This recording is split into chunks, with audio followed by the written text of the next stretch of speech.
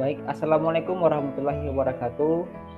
Di sini saya bersama rekan saya ingin membahas tentang laporan tugas oceanografi fisika, yang dimana saya sendiri Irsyad Ahmad dengan NIM 119300037 dari Prodi Teknik Kelautan.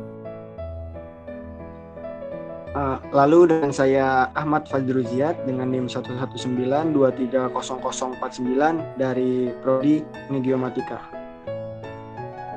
Di sini kami membahas tentang fenomena La Nina dan El Nino.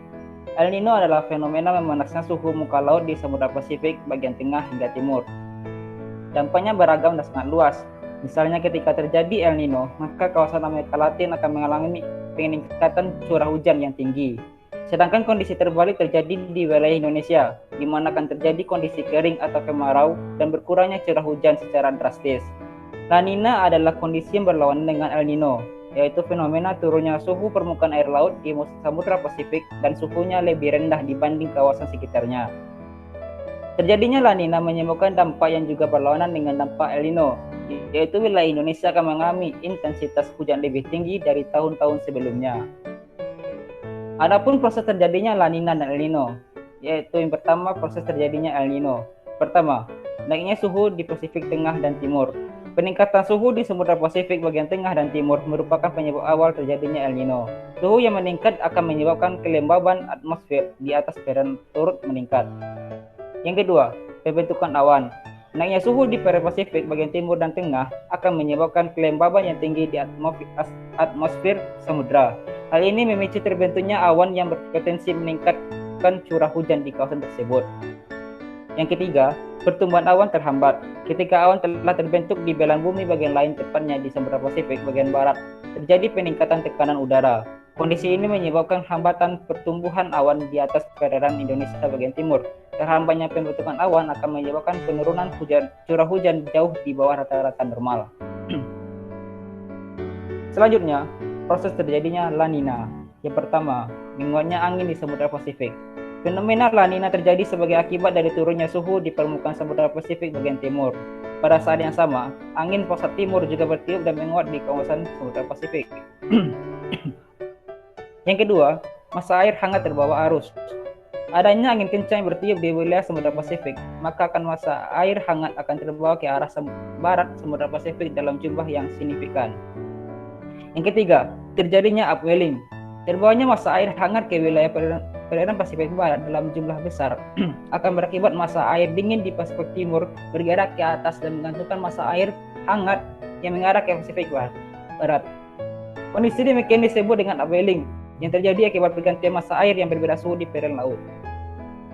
Selanjutnya akan dibahas oleh teman saya sendiri. Oke, terima kasih. Di sini saya akan menjelaskan tentang dampak terjadinya kedua fenomena tersebut pada dunia. Jadi di sini saya akan menjelaskan tentang dampak El Nino. Yang pertama, suhu lebih hangat dari biasanya. Terjadi antara Amerika Serikat dan garis waktu internasional. Berpusat di Khatulistiwa dan bergerak menuju derajat garis lintang di kedua sisi Khatulistiwa. Yang kedua, tekanan permukaan udara yang tinggi di Pasifik Barat. Lalu yang ketiga, bermula ketika trade wind Samudra Pasifik tropis mati dan suhu laut menjadi sangat hangat. Yang keempat, berdampak pada pola musim lebih hangat di barat laut Pasifik selama musim dingin dan lebih basah di barat daya Pasifik. Next. Nah, lalu dampak terjadinya La Nina di dunia. Yang pertama yaitu suhu lebih dingin dari biasanya. Terjadi di ekuator antara Amerika Selatan dan garis waktu internasional. Tekanan permukaan udara yang tinggi di Pasifik Barat. Yang kedua, bermula ketika trade wind Samudra Pasifik tropis mati dan suhu laut menjadi sangat hangat. Yang ketiga, terjadi ketika trade wind bertiup sangat kencang dan suhu laut menjadi lebih dingin dari biasanya. Lalu dampak yang keempat yaitu musim dingin lebih basah sehingga curah hujan meningkat di barat laut Pasifik dan lebih kering di barat daya Pasifik. Next. Tadi saya sudah menjelaskan tentang dampak di dunia. Nah, saat ini saya akan menjelaskan dampak terjadinya kedua fenomena tersebut di Indonesia. Yang pertama, pada saat itu terjadi fenomena El Nino di Indonesia, yang dimana saat itu mengalami musim musim kering yang panjang akibat adanya fenomena El Nino. Sehingga banyak sekali daerah di Indonesia yang mengalami gagal panen karena kemarau panjang tersebut, yang dimana stok air bersih berkurang dan suplai untuk bidang pertanian terkena dampaknya serta mengganggu di bidang produksi pangan.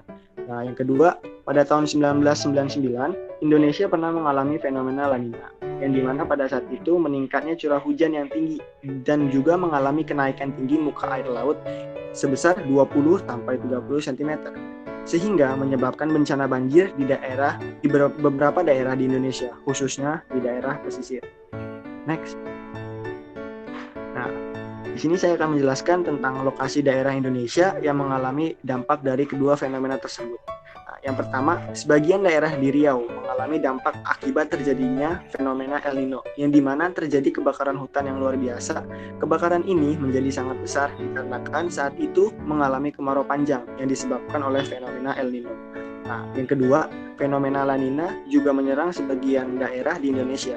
Salah satu tempatnya yaitu di sebagian daerah Provinsi Sumatera Selatan, khususnya di Kabupaten Patlawang dan Ogan Komering Ulu. Akibat fenomena La Nina ini menyebabkan curah hujan yang sangat tinggi, sehingga menyebabkan bencana banjir di daerah tersebut dan mengalami kerugian yang besar akibat fenomena La Nina tersebut. Baik, saya kembalikan kepada rekan saya. Baiklah, hanya itu dapat kami sampaikan. Lebih kurang mohon maaf. Assalamualaikum warahmatullahi wabarakatuh.